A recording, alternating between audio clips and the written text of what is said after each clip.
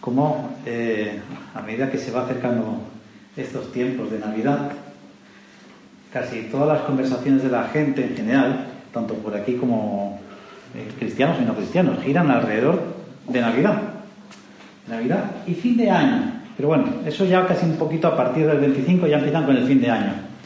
Es como cuando uno es soltero, que dicen, ¿qué? ¿Para cuándo la boda? Y cuando te casas, ¿para cuántos niños? Y cuando tienes el niño, ¿para cuándo el segundo? Y la gente pues pasa lo mismo, ¿no? Ya mismo viene la Navidad, aunque casi le roba el protagonismo un poquito el día 22, que es el domingo que viene, porque el día 22 hay un gran evento nacional que es la horita de teatro de los niños. ¿O no? Bueno, y aparte la Lotería Nacional, pero bueno, tenemos la horita de los niños, que estoy en ascuas por verlos disfrazaditos con todo esto decorado. Me voy a traer la cámara de vídeo, porque lo voy a grabar todo, para luego poderlo compartir y que os lo llevéis de recuerdo. ¿Por qué? Porque es el día más cercano que tenemos a Navidad. Ya entre semana es Navidad, San Esteban y todas esas fiestas que tenemos la mala costumbre de celebrar, y celebrar con abundante comida y mucha gente, y mucha familia, muchos amigos, seres queridos en general, porque claro, nadie, hasta donde yo tengo conocimiento, celebra la Navidad y el fin de año con gente que no quiere. Igual gente que quiere y alguno que se cuela que no quiere, ¿no? También le hace suegros, suegras, etcétera, ¿no? Así que no me queda otra que decir y desearos feliz Navidad, que celebremos la Navidad. Que celebremos la Navidad. ¿Por qué?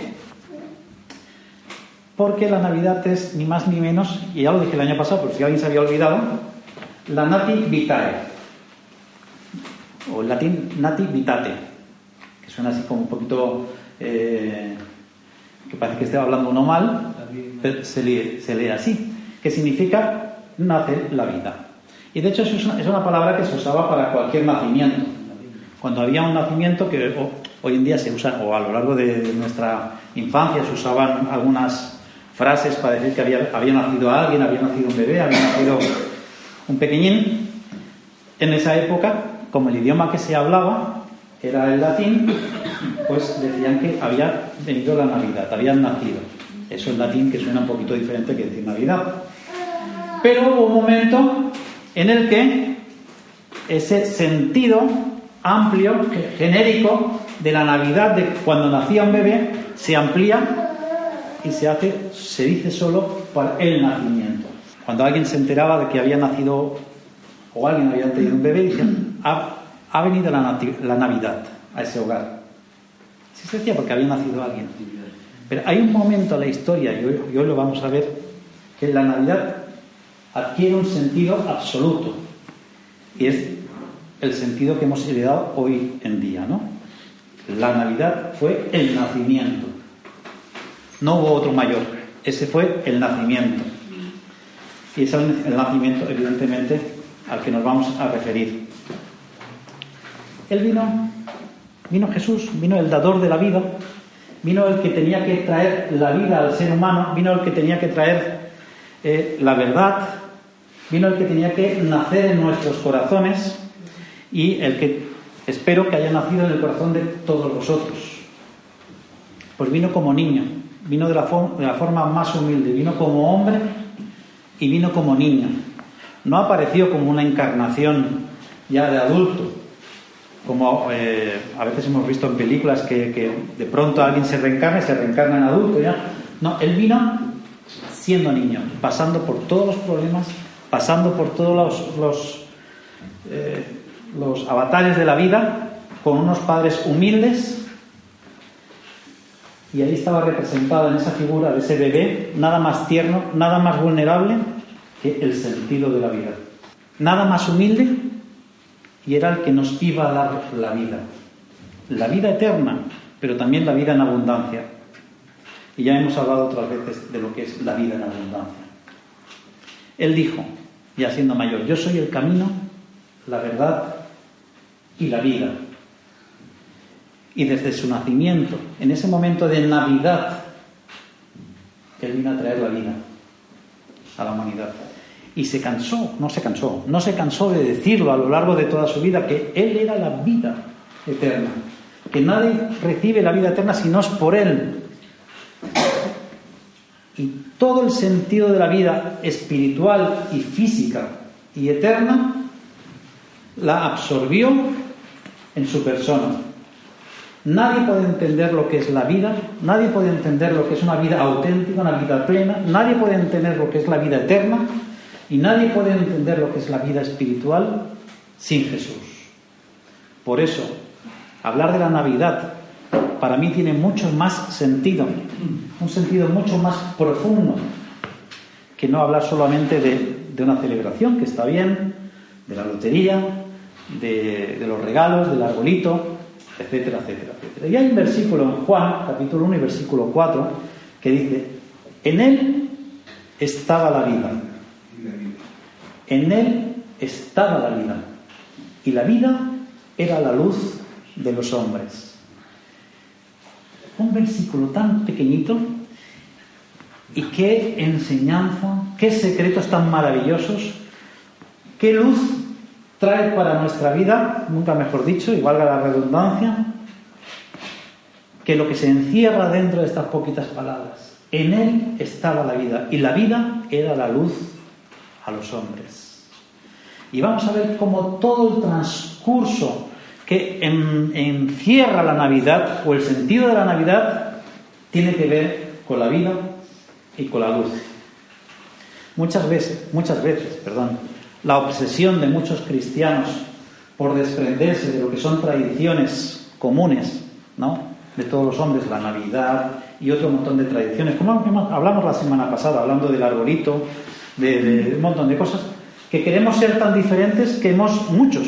Yo no digo nosotros, porque evidentemente nos gusta la Navidad, pero la Navidad es pagana, la Navidad es pecado, los regalos por Navidad es pecado, los reyes son pecado, es pagano, celebrar el fin de año es pagano. Y vuelvo a decir, a veces es que pecamos de aburridos, porque queremos un poco limitar la libertad de los hijos de Dios e intentar convencer al resto de creyentes de todo lo que es malo en lugar de todo lo que es bueno. Creo que debemos de hablar más en positiva. Y es curioso, ¿no?, porque deberíamos de estar orgullosos de la Navidad. Por culpa de haber pasado esta época de 15, 20 años, 25, renegando de todas las festividades y de todas las tradiciones buenas, sin aparente maldad, diciendo que tienen un origen pagano y todo eso, ¿qué ha pasado? Que la sociedad laica, la sociedad secular, nos ha pasado por encima con una cultura y unas formas de ver estas fiestas como las fiestas de invierno. O como ha puesto ahora la Colau, letreros por toda Barcelona: recibe la magia. ¿Qué magia ni qué magia? Recibe a Jesús. Estamos celebrando la Navidad porque vino la vida a la tierra hace 2000 años, algo más. Y todo eso está pasando porque los creyentes no nos hemos puesto en nuestro sitio y nos hemos avergonzado del Evangelio. Esa es la realidad. Porque hemos celebrado la Navidad de puerta para adentro, hemos celebrado la Navidad de boca chiquita, hemos celebrado la Navidad y al dador de la vida vistiéndonos de la secreta.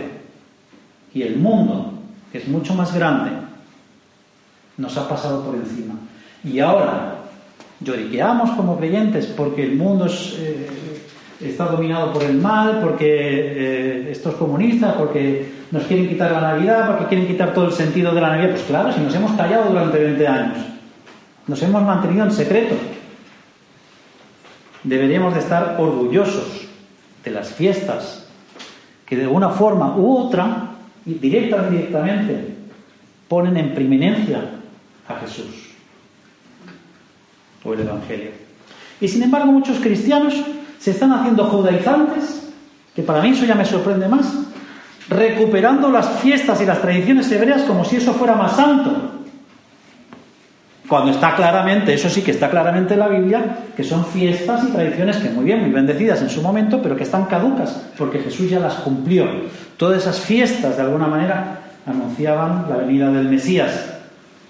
Y si leemos la Biblia detenidamente, podemos leer Gálatas, podemos leer Hebreos, podemos leer en muchos lugares que el cristiano no debería celebrar todas esas tradiciones y fiestas judías. Pero sin embargo ahora veo que hay las iglesias celebrando fiestas que eran para el pueblo judío.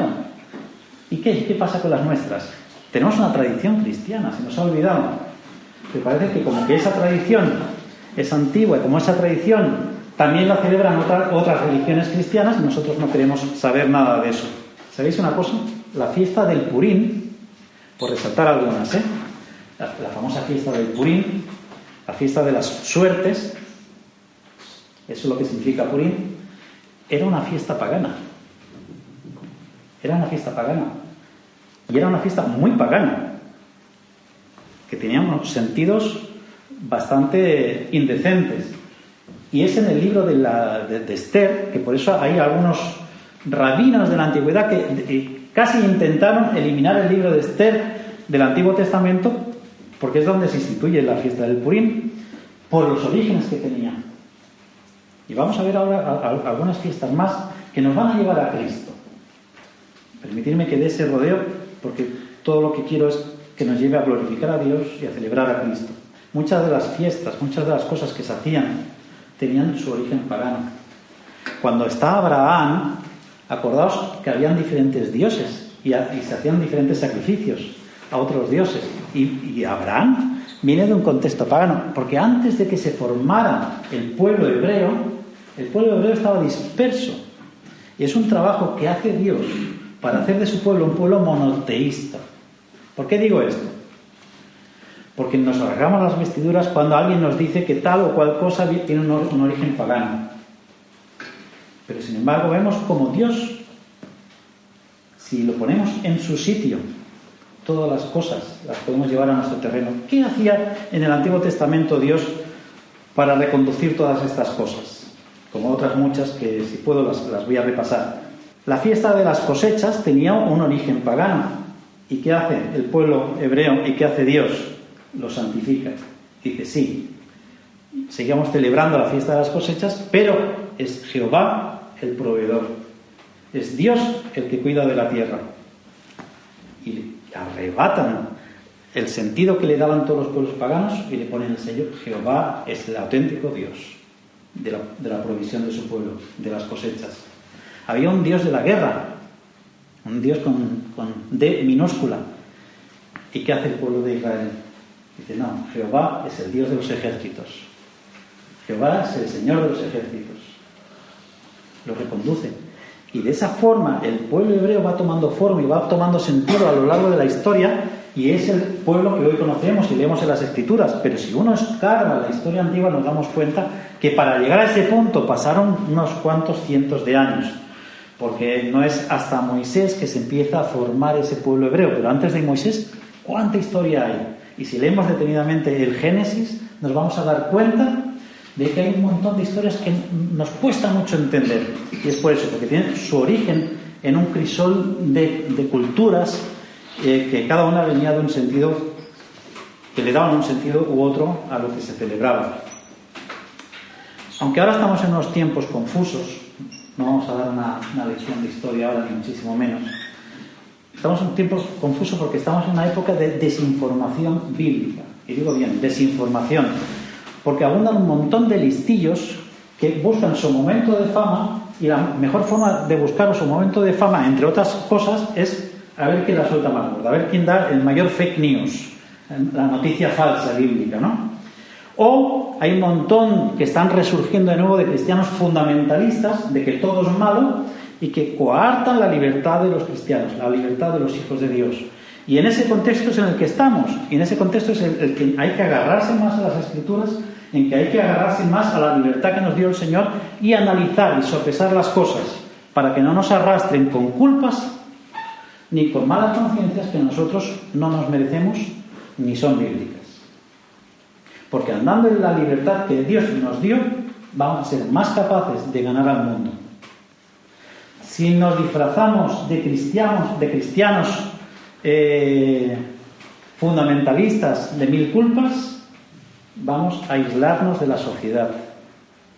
Y con eso no estoy diciendo que tengamos que comulgar con el sentido pagano o el sentido laico o el sentido mundano que le quiera dar la sociedad. No estoy diciendo esto. Estoy diciendo de aprender a ponernos en nuestro sitio y recuperar nuestras tradiciones y hacerlas nuestras.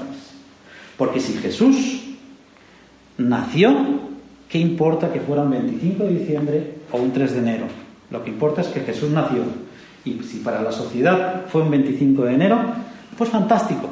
Vamos a aprovecharlo para que ese dador de la vida viva fuertemente y se transpire por nuestros poros, para que la sociedad lo vea.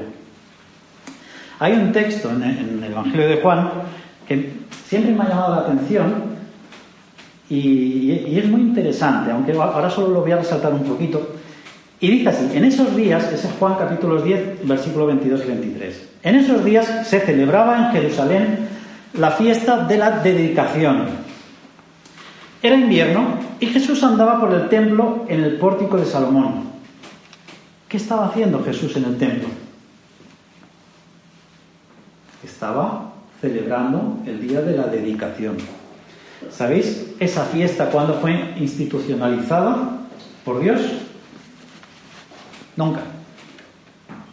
No aparece en el Antiguo Testamento la fiesta de la dedicación. Es una fiesta que un tal Judas Macabeo, que fue rey de Israel, en el periodo entre los dos testamentos, para ser más exacto, 150, 160 años antes de Cristo, consiguió vencer a un rey griego que construyó un templo en Jerusalén dedicado al dios griego Zeus. Zeus, que dicho sea de paso, la palabra Zeus es la que da nombre a nuestra palabra Dios. Pero bueno, eso es otro día. Y este rey israelita intertestamentario, o sea, entre los dos testamentos, entre el Antiguo y el Nuevo, venció a este general que construyó y apartó todos los dioses paganos, los consiguió erradicar del entorno palestino donde se encontraba el Judas Macabeo. ¿Y sabéis cuándo sucedió eso? Lo que para nosotros es un 25 de diciembre. ¿Y sabéis qué significa el día, la fiesta de la dedicación? Porque ahí es que le dedicaron a Dios el nuevo templo, la Hanukkah. A que ahora suena más espiritual. El día de la celebración de la dedicación es el día de la Hanukkah, o dicho en traducción castellana, la conmemoración judía de las luces. Porque el templo que había edificado ese mandatario griego estaba dedicado a la luz del dios Zeus. Y él dice: ni hablar, retiramos esto, y ahora esto está dedicado al dios de la luz, al que es luz sobre todas las naciones. Fijaos cómo le da la vuelta. Y ahí estaba Jesús celebrando ese día una fiesta que no estaba institucionalizada por la Biblia, bueno, por el Antiguo Testamento en este caso, y él la estaba celebrando. ¿Por qué? Porque le estaba dando gloria a Dios. Se estaba conmemorando algo. Pero fijaros ahora cómo se enlazan las cosas, ¿no? Y que todo tiene su sentido.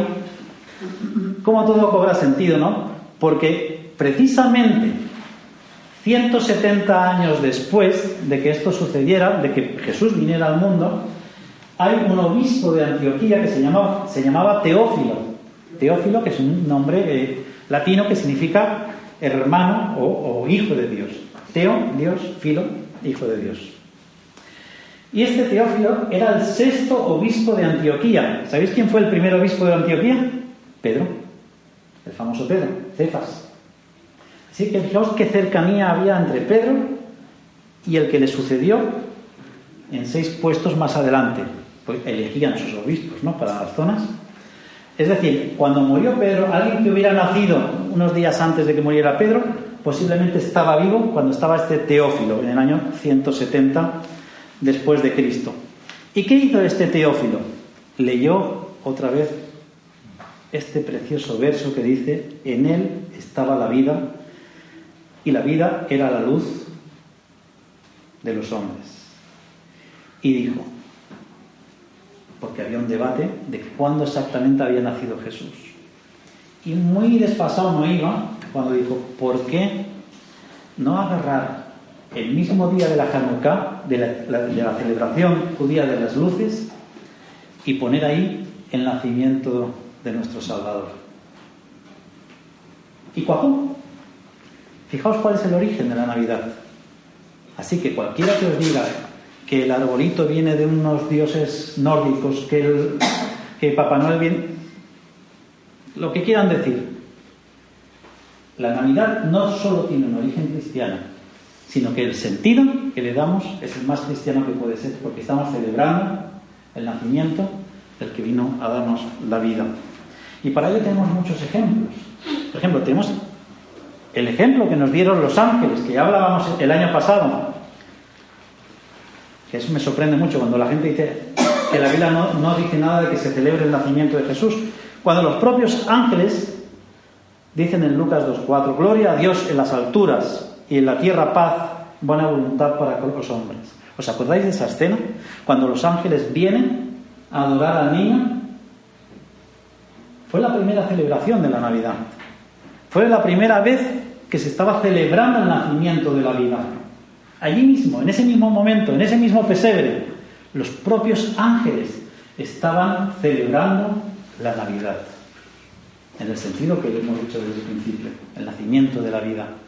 Y los ángeles, recordemos que los ángeles son mensajeros, fueron enviados por Dios, lo cual a mí me indica que en el cielo había fiesta, había una celebración tremenda por el nacimiento del que iba a traer la vida. Y eso significa que si eran enviados por Dios, y Dios mismo estaba de celebración en el cielo, viendo a su hijo nacer. Si esto se da desde el cielo, esto se da desde el principio de la narración de la Navidad, desde el principio de la narración del nacimiento del que nos dio la vida, de Jesús de Nazaret, ¿por qué no lo vamos a hacer nosotros? La palabra nos manda a celebrar las obras de Dios. Dice en Isaías 12:4: y diréis en aquel día: cantad a Jehová, aclamad su nombre, haced célebres en los pueblos sus obras, recordad que su nombre es engrandecido. ¿Qué significa eso?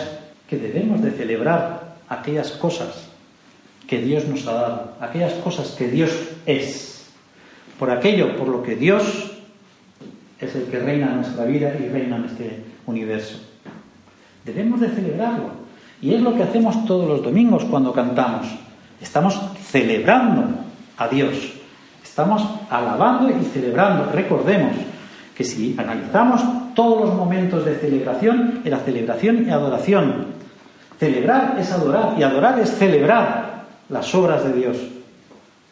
Cuando adoramos, estamos celebrando lo que Dios ha hecho en nuestra vida, y estamos celebrando lo que Dios es, cada uno de sus atributos, su amor, su paciencia, su fidelidad, su provisión, todo. Pero aparte de los ángeles, ¿cuál fue la reacción de los pastores al saber del nacimiento de Jesús? Celebraron, llegaron allí y se pusieron también a adorar. Dice que y los pastores se volvieron glorificando y alabando a Dios por todo lo que habían oído y visto, tal como se les había dicho. Tenemos los ángeles, tenemos los pastores y tenemos los magos, que hoy en día magos suena un poquito raro, pero eran los sabios, eran gente sabia, gente que tenía ciertas habilidades. Igual pues algunos sabían mezclar, eran médicos de la época. No sabemos, sabios es la traducción. ¿Qué hicieron los magos? ¿Qué hicieron los sabios cuando llegaron? Se postraron y adoraron.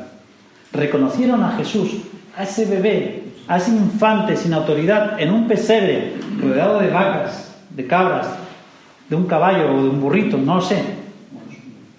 Reconocieron en ese ser insignificante, humilde a los ojos de cualquier ser humano, al que iba a ser el rey de nuestras vidas. Y le adoraron, se postraron. No tuvieron ni un atismo de orgullo de decir: ¿cómo me voy a postrar delante de una criatura? Se postraron y adoraron.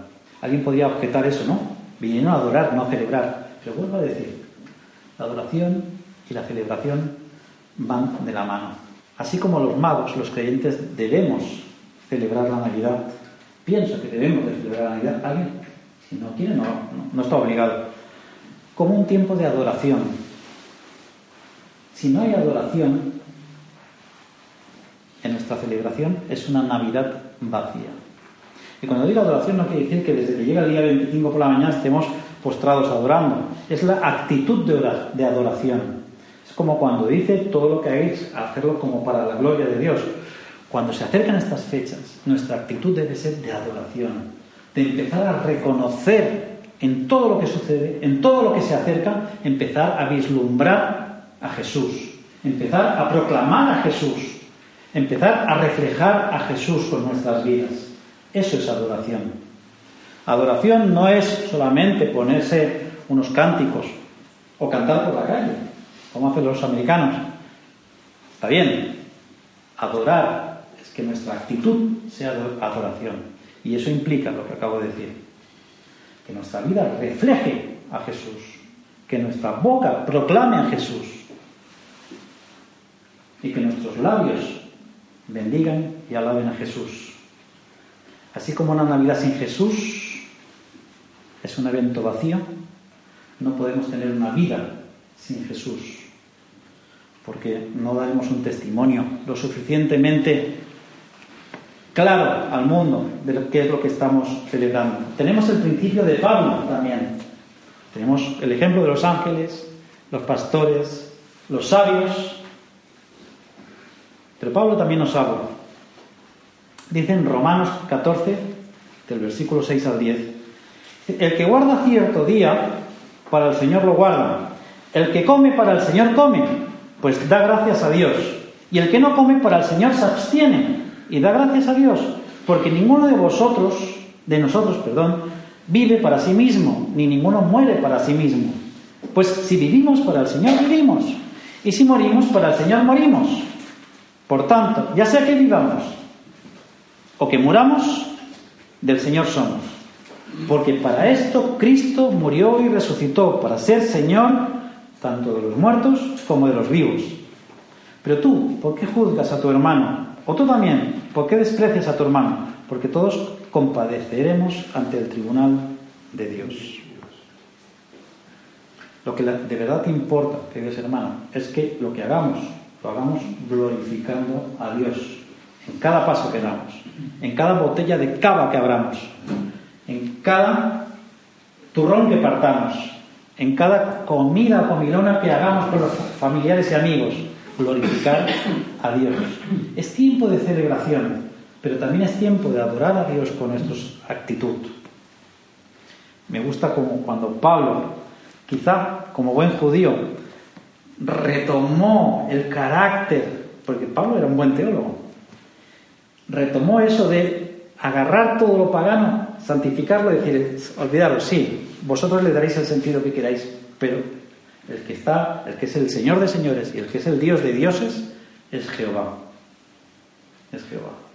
Cuando va por ese camino que están todas las estatuas a los dioses, y él dice: ¿y este qué Dios es? Es el Dios no conocido. Era un Dios, no es que estuviera vacía, es que estaba dedicado a un Dios. Dice: pues yo os voy a decir quién es ese Dios. ¿No hace acaso lo mismo que hizo el pueblo hebreo, reconduciendo las costumbres y las tradiciones paganas? No tengamos más miedo, no tengamos más culpa, seamos fuertes, agarremos el sentido de nuestra fe, vamos a afianzarnos en la palabra, vamos a afianzarnos y saber en quién hemos creído, porque si uno sabe en quién ha creído, nada nos puede hacer tambalear. Nada puede hacer que nuestros pies se vengan abajo. Nada, por más que nos digan que esto está mal, aquello está mal, todo el mundo opina. Hay mucho opinólogo suelto por ahí. Pero lo importante es quiénes somos nosotros delante de Dios y cuál es nuestro corazón delante de Dios. Hacerlo todo para la gloria de Dios. En este mes de diciembre y enero, un poquito hasta el 7, seguramente tendremos la oportunidad de, como creyentes, de ser luz en las tinieblas. De ser luz en las tinieblas. Estamos en un mundo confuso. Estamos en un mundo que no entiende. ¿Sabéis que es la época del año que más suicidios hay? la gente está sola, la gente está sin Cristo, la gente está vacía. Por lo que he dicho antes, porque una Navidad sin Cristo está hueca, está vacía. Y tenemos la oportunidad, todos nosotros, todos los hijos de Dios, de ser luz. ¿Por qué? Vuelvo a leer. Porque en Él estaba la vida, y la vida era la luz de los hombres. Así que sí, la luz está en nosotros. Tenemos que ser luz al mundo. Cuando Él dice que seamos sal y luz, está hablando también de esto. Si la luz está en nosotros, esa luz tiene que brillar. No podemos dejar escapar oportunidades como la Navidad para no testificar de Cristo, para no hablar de aquel que nació en el pesebre, para no hablar de lo que llegó a hacer por nosotros, de sacrificarse en la cruz, morir y resucitar, venciendo a la muerte y clavando, dejando clavados ahí todos nuestros pecados. Porque si somos salvos y cantamos eso todos los domingos, fue por ese Jesús que nació en Navidad. Mes arriba, mes abajo. Eso no importa. Pero nos hemos puesto de acuerdo para celebrarlo en un día. Si vas a celebrar la Navidad, celebrará para la gloria de Dios. Recuerda quién es el anfitrión. Recuerda que estamos celebrando el cumpleaños de nuestro Salvador. De alguna manera. Y tenemos un anfitrión. No estamos celebrando algo sin el invitado, sin el protagonista. Es como si celebráis la fiesta de mi cumpleaños y no me invitáis a mí. Recordemos que en cada cosa que hagamos, en cada cosa que digamos, que todo lo que pase por nuestra mente, por nuestra boca o por nuestros actos, pase el filtro de saber que estamos en presencia del anfitrión de la fiesta. Así que yo espero, y ese es mi deseo y esa es mi oración, que nazca en nosotros, que nazca en nuestro interior aquello que ha sido sembrado, que es Jesús de Nazaret, que por nuestros poros transpire cada una de las cualidades que Jesús tenía, que el amor, la misericordia, la compasión que Jesús tenía, la gente la pueda ver en nosotros. Si hay algún momento en todo el año en el que podamos expresar la misericordia de Jesús, son estas fechas. Por eso no escatiméis si tenéis que ser generosos. Ahora es un buen momento. Si tenéis que hospedar a alguien que no tiene, ahora es un buen momento. Si tenéis que darle abrigo a alguien, ahora es un buen momento. No queda bonito solamente en las películas de Navidad. Los cristianos tenemos que ser así. Yo no sé si las hermanas podrían estar ahí en el coro gospel. Esa iglesia, todo el mes de diciembre y parte del mes de enero, abren todas las noches para que los sin techo puedan ir a dormir por ahí, allá por la noche. Y me parece una idea excelente. Porque para eso Dios nos da las cosas, para compartirlas. Sin caer de buenistas. Decir, bueno, pues ya hemos hecho nuestra buena acción. Pero bueno, por algo se empieza. Por algo se empieza. A mí me encanta mi familia, porque desde pequeñito me han enseñado a hospedar a gente. Y cualquier bicho raro se ha hospedado en mi casa. De pequeños, mis padres me sacaban a mí y a mis hermanos de la cama para que durmiera gente que ni conocíamos. Y hasta el día de hoy, siempre en nuestras comidas y fiestas de Navidad, hay alguien que pasaba por ahí. El amigo de un amigo, el conocido de un conocido. Y esa actitud es maravillosa. Yo doy gracias a Dios por esos padres que he tenido, porque me enseñaron a ser misericordioso con el que no tiene, a mirar más allá de nuestros problemas, que son muchos seguramente, pero dejemos que la luz que vino al mundo la podemos celebrar, no solo en esta adaptación de la Hanukkah, la celebración de las luces, sino al dador de la luz, como dice Juan, que es también el dador de la vida. Tenemos el mayor regalo que podamos imaginar, que podamos desear. Podemos tener el arbolito y un montón de cajitas debajo. Podemos estar esperando al amigo invisible, el mejor regalo, que dicho sea de paso, el amigo invisible nunca es un buen regalo. Pero bueno, cualquier regalo que nos podamos imaginar. Pero el mayor regalo de todos, ya lo hemos recibido, hermanos, y todos los que estamos aquí somos creyentes. ¿Cuál debería ser el agradecimiento? Tal debería de ser el agradecimiento en nuestra actitud, en nuestro caminar diario, en nuestro rostro. Como decía Gili Ávila, te hicieras algo, pues díselo a tu cara. Sonríe. Porque de verdad que sonreímos poquito. Debemos de caminar, ser, expresarnos, independientemente de los momentos de tristeza, de malestar, de enfermedad que nos van asaltando a lo largo de la vida, pero que alguien nos pueda recordar con una sonrisa en la cara, que alguien nos pueda recordar como una expresión viva del amor de Jesús.